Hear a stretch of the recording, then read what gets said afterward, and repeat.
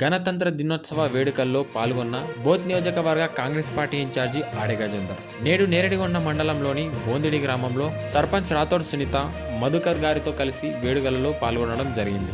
ఈ సందర్భంగా మహనీయుల త్యాగాల ఫలితంగా 1947 ఆగస్టు 17 తేదీన స్వాతంత్రం వచ్చినప్పటికీ దేశానికి ఏ విధంగా పరిపాలించుకోవాలి, ప్రజలకు ఎలాంటి హక్కులు కల్పించాలి, ప్రజలకు ఏ విధంగా న్యాయం చేయాలి అనే ఉద్దేశంతో ప్రజాస్వామ్యమైన ఒక నిబంధన కావాలని ప్రపంచంలోనే అతిపెద్ద భారత రాజ్యాంగాన్ని రూపొందించడం జరిగింది. ఆ పవిత్రమైన భారత రాజ్యాంగాన్ని 1950 జనవరి 26 తేదీ నుండి అమల్లోకి తీసుకువచ్చారు. ఆ రోజు నుండి జనవరి 26 భారతదేశం అంతటా జాతీయ పండుగ గణతంత్ర దినోత్సవం జరుపుతూ ఉంటాం. కుల, మత, భాష, ప్రాంతం భేదం లేకుండా భారతీయులైన మనమందరం ఈ వేడుకలను ఘనంగా నిర్వహించుకుంటున్నాం. ఇదే విధంగా దేశభక్తితో అందరం కలిసికట్టుగా దేశ అభివృద్ధికి పాటుపడాలని ఈ సందర్భంగా గుర్తు చేశారు. వారి వెంట ఉప సర్పంచ్ ఆడే సింధు, విజయ్ కుమార్, బోందిడి మాజీ సర్పంచ్ ఆడే జనార్దన్, కాంగ్రెస్ పార్టీ సీనియర్ నాయకులు రాథోడ్ సుభాష్, బసందాస్, జాదవ్ శ్యామరావు, విజయ్ కుమార్, గోవింద్ రావు నాయక్, రాథోడ్ సకారాం,